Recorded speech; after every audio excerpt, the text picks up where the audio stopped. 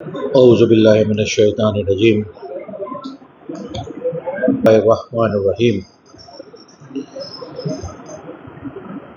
આપ સૌ જાણો છો એ રીતે જનાબે ઉમ્મે કુલસુમ તાલીમ કેન્દ્ર કે જે ભાવનગરની અંદર અલગ અલગ સેવાકીય પ્રવૃત્તિઓ કરી રહ્યું છે, ભાવનગર ઉપરાંત પણ હિન્દુસ્તાનના અલગ અલગ જગ્યા ઉપર સેવાકીય પ્રવૃત્તિ કરી રહ્યું છે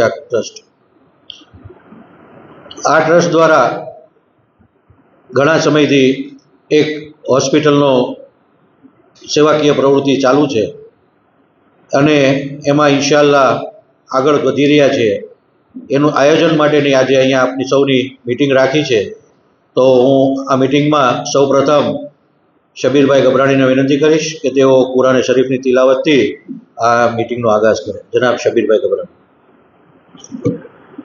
बिल्लाहि मिनश्शैतानिर्रजीम बिस्मिल्लाहिर्रहमानिर्रहीम इन्ना अंज़लनाहु फी लैलतिल क़द्र वमा अदराका मा लैलतुल क़द्र लैलतुल क़द्र खैरुम मिन अल्फ़ि शहर तनज़्ज़लुल मलाइकतु वर्रूहु फ़ीहा बिइज़्निहिम रब्बिहिम मिन कुल्लि अम्र सलामुन हिया हत्ता मत्लइल फ़ज्र सदक़ल्लाहुल अलीयुल अज़ीम।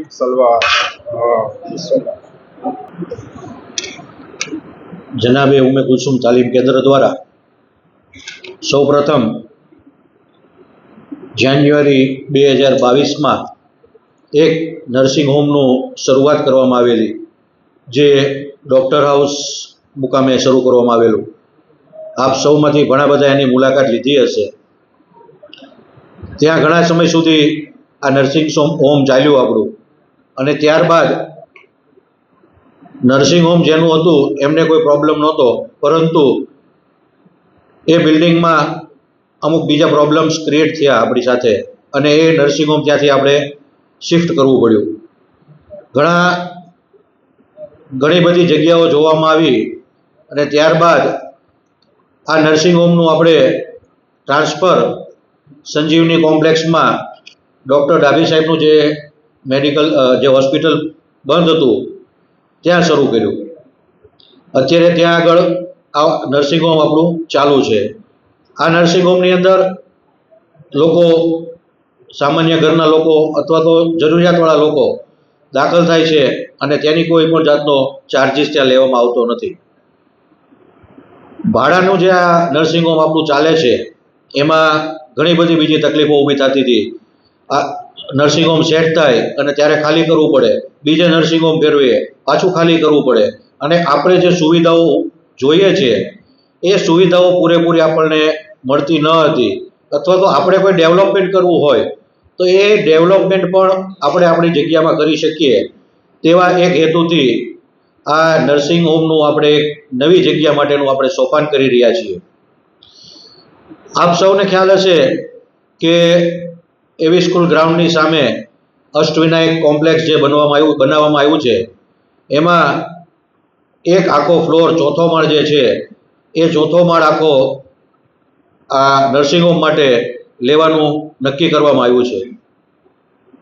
આ બિલ્ડિંગની કિંમત અંદાજિત 2 થી સવા 2 કરોડ રૂપિયા જેવી થાય છે, અને તમામ એનો ખર્ચો સાથે 2.5 કરોડ જેવો આ બિલ્ડિંગની જગ્યાની કોસ્ટ થશે।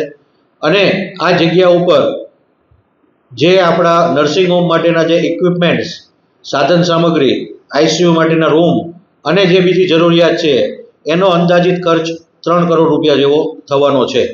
એટલે આ પ્રોજેક્ટ અંદાજિત 5 થી 5.5 કરોડ રૂપિયાનો થવા જઈ રહ્યો છે। ભાવનગરની અંદર, આમ તો ગુજરાતની અંદર આપણે કહીએ તો આવો આપણો સમાજનો એક પ્રથમ એવો પ્રોજેક્ટ હશે કે જ્યાં આગળ લોકો આવી અને પોતાની સારવાર લઈ શકે, અને જરૂરિયાતવાળા લોકોને અત્યારનું જે મોંઘું મેડિસિન છે, હોસ્પિટાલિટી મોંઘી છે, એમાં રાહત મળી શકે તેવા નેક કાર્યથી આ આયોજન કરવામાં આવ્યું છે। તો આપ સૌ જે જોઈ રહ્યા છો એ અહીંયા પોસ્ટરમાં પણ જોઈ રહ્યા છો કે જે બિલ્ડિંગ દેખાઈ રહ્યું છે એમાં 4th ફ્લોર જે છે એનું લેવાનું આપણે નર્સિંગ હોમમાં નક્કી કરવામાં આવ્યું છે.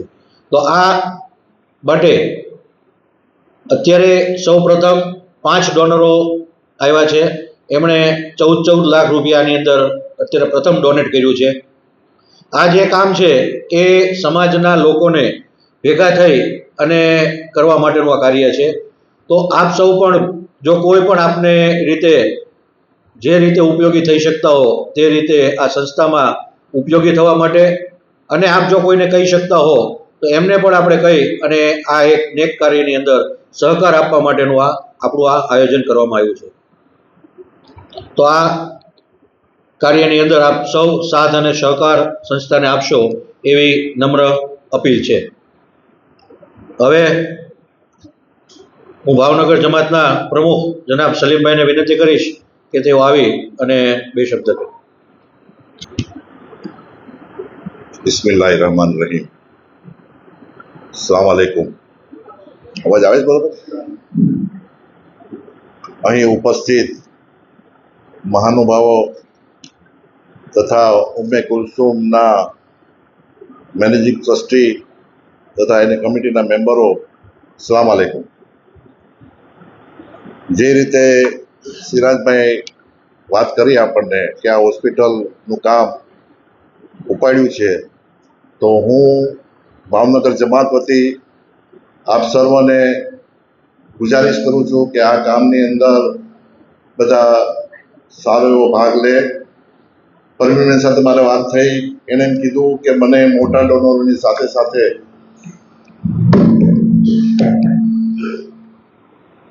5,000, 10,000 જે કોઈ અનુકૂળતા 25,000 લખાવી શકશે.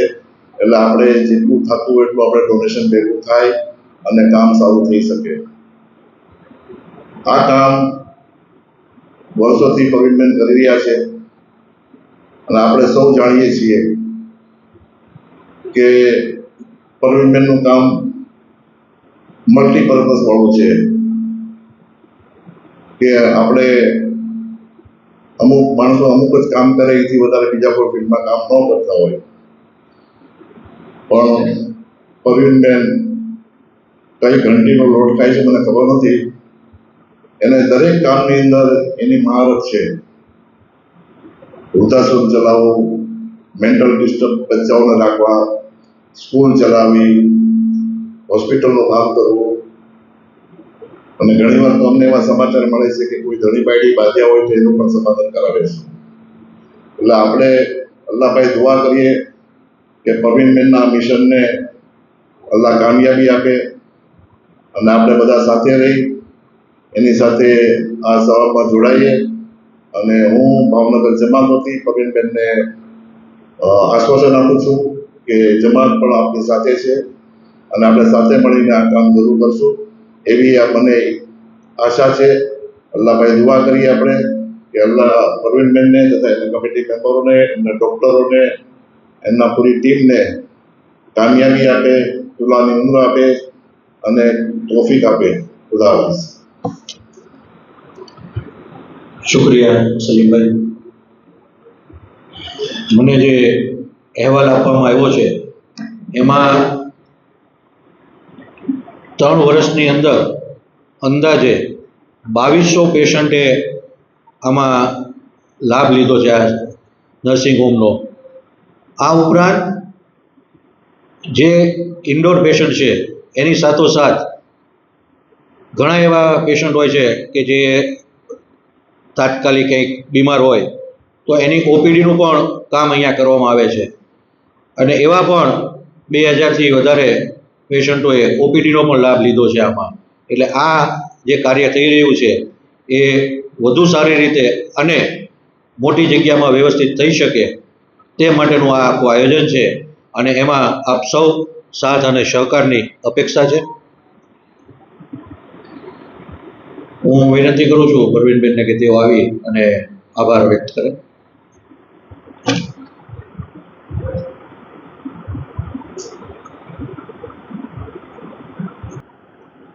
ઘણું બધું સિરાજભાઈ કીધું, સલીમભાઈ કીધું, વધારે સમય નહીં લઉં. આવેલા દરેક જે કંઈ આમંત્રિત મહેમાનો સન્ડેના પોતાનો ટાઈમ કિંમતી કાઢીને અહીંયા આવ્યા. ડૉક્ટર્સો, ભાવનગર સમાજના પ્રમુખ, તમારું નામ ભૂલી ગઈ પણ મારું નામ એ ભૂલી જાઉં છું, સલીમભાઈ. પછી ઇન્ડિયા ફેડરેશનના પ્રમુખ તથા દરેક જણનો ખૂબ ખૂબ શુક્રિયા અદા કરું છું. મારે ખાસ એક જ ઈચ્છા છે કે આપણા સમાજના દરેક સમાજમાં આવી એક હોસ્પિટલ હોય છે. આપણા સમાજમાં એટલા સારા સારા ઉદ્યોગપતિઓ છે, એટલા બધા છે, છતાં આપણા સમાજમાં કેમ નહીં? આજે મેઇન વ્યક્તિ જે કામ કરતી હોય એ જ ઘણી વખત બીમાર હોય છે અને ઘરે કોઈ કાંઈ કરવાવાળું હોતું નથી. એવા કેસ મારી પાસે આવે છે કે 8 દિવસ આપણે એને કંઈક પહોંચાડવું પડે છે. તો આપણે સારું નરિશમેન્ટ આપીને જલ્દી ઊભા કરી ને શું કામ બહાર જાય માંગવા? આપણે ત્યાં સમાજમાં એટલા બધા લોકો છે, આપણા સમાજના લોકોને બહાર શું કામ? પહેલાં તો જવું જ પડે. પહેલો પ્રશ્ન તો મારો એ છે. અને એમાં બધા જો સાથ આપશો તો આપણે એટલી સરસ હોસ્પિટલ બનશે કે આપણે ક્યાંય જવાની જરૂર નહીં પડે. બધાના સાથ સહકાર અત્યારે જોઈને એવું લાગે છે કે હું કામયાબ થઈશ. જ્યારે મારે આ શરૂ કરવું હતું ત્યારે હું અહીંયા દોડી, પછી મને એક કિસ્સો યાદ આવ્યો કે 5 મિનિટ લઈશ. એક માણસ ફ્રૂટ વેચતો હતો. તો મુન્નાભાઈ વર્તેજીને એમ કીધું કે અહીંયા ફ્રૂટ સરસ વેચાય છે, તાજા ફ્રૂટ. મુન્નાભાઈ કીધું અહીંયા હું લખવાની જરૂર છે, ફ્રૂટ જ વેચતો જ ને, અહીંયા કાઢી નાખ. એટલે ઓલા અહીંયા કાઢી નાખ્યું. પછી સલીમભાઈ ગયા કે આ તાજા ફ્રૂટ હતા, તાજા જ ને વાસી દેશ, એ ઉડાડી નાખ, ઓલાનું બોર્ડ ઉડાડી નાખ્યું. એટલે સિરાજભાઈ કે એ અક્કલ નથી, આ બોર્ડ જ માર્યું. એટલે એ માણસ દોડતો મોલાના ભાઈ ગયો કે મોલાને હવે મારે શું કરવું? કે આમ કે છે, આમ કે મોલાને કીધું એક કામ કરા, કૂતરાને 2 આટા માર્યા, હું કામમાં છું, આવી જા, પછી હું જવાબ દઉં. ઓલો 2 આટા માર્યા, કૂતરાને આવ્યો એટલે કૂતરો હાંફતો હતો. એટલે મોલાને પૂછ્યું કે તું કેમ હાંફે છે? તો કૂતરો તારો તો કે મોલાની અહીંયા બધે ડાફળિયા મારતો મારતો આવે, દોડતો તો કે થાકી ગયો. તો હવે તારો જવાબ મળી ગયો. એટલે પછી મને વિચાર આવ્યો, એટલે હું સીધો હેદરભાઈ મેઘાણીની ઓફિસે ચડી ગઈ. મેં કીધું હાલો હવે કાંઈક રસ્તો કાઢીએ. એટલે મેં એને કીધું કે આપણે આ પ્રોજેક્ટ કરવો છે અને તમારે મને પૂરો કરી દેવાનો છે. એટલે પછી એને રસ લીધો અને મેં એની પાછળ પડી ગઈ કે આ કરવું જ પડશે, તમે ગમે એ કરો. એટલે પછી એને 2-3 જણે વાત કરી. 2-3 સારા ડોનરે તરત જ એમ કીધું કે અમારા 14 લાખ લખી લ્યો. એટલે ઓર હિંમત આવી. આ બિલ્ડિંગ મને ગમ્યું. ઘણા બિલ્ડિંગ જોયા અમે લોકોએ, પણ આમાં 3 લિફ્ટ છે, પાછળ કાર્ગો લિફ્ટ છે, સારું એકદમ મેનેજમેન્ટ છે, આપણો એરિયા સરસ છે, સામે સ્કૂલને છે એટલે ડિસ્ટર્બન્સ નથી. અને 35 બેડની જો આપણે સરસ હોસ્પિટલ બનાવીએ તો આપણને આ બીજા બધા જે ગવર્મેન્ટના બી આપણને લાભ મળે. અને અત્યારે 50 સોહિલભાઈ મને ઓર હિંમત આપી કે આઈસીયુના બેડ બધા હું આપીશ. એની જે ટ્રે આવે, મને બોલતા તો નથી આવતું, નીચે કંઈક ટ્રે આવે, એ બધી હું આપીશ. એટલે ઓર હિંમત વધી. હું અત્યારે ઓફિસમાં બેઠી હતી, એક બેન કહી ગયા કે મારા પહેલાં 5000 તમે લઈ લો. મેં તો 5000ની કિંમત નથી, તમે નીતિ જે આપવાની રાખી એ મેઇન વસ્તુ છે. એટલે પછી મને ઓર હિંમત વધતી ગઈ. અત્યારે આ બધાને જોઈને એમ લાગે છે કે કદાચ આ પ્રોજેક્ટ વર્લ્ડ ફેડરેશનને મેં રિક્વેસ્ટ તો કરી છે, પણ મને લાગે છે કે આપણે એના સાથે મળીને કરશું તો કદાચ આ પ્રોજેક્ટ આપણે 1 વર્ષમાં પૂરો થઈ જાય એવી હું આશા રાખું છું. બસ આ બધાને વિનંતી છે કે તમારા ગ્રુપમાં બી વાત કરો. 5000 દેવું શરમ નથી, પણ નિયત સાચી અને સારી હોય તો વસ્તુ ચોક્કસ કામયાબ કરે છે. એમાં નાની એવી મને સ્કૂલમાં શીખવાડતા કે મને અત્યારે તો યાદ નથી કે छोटी चिट्ठी यानी चिट्ठी दाना लेके दीवार पर चढ़ती है, 100 बार चढ़ती है, 100 बार गिरती है, पर मन का विश्वास कम नहीं होता है. गिर कर चढ़ना, चढ़कर गिरना, आखिर इसकी मेहनत कामयाब होती है. कोशिश करने वाले की कभी हार नहीं होती है. Thank you. વધારે સમય નહીં લો.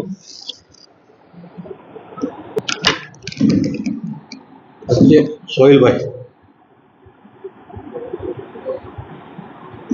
આમ તો પ્રવીણબેન એમ કહેતા કે મને બોલતા નથી આવડતું, પણ છતાં ઘણું બધું કહી જાય છે. હવે આપણે સૌ સાથે જમી અને પછી છૂટા પડશું. ખુદા હાફિઝ.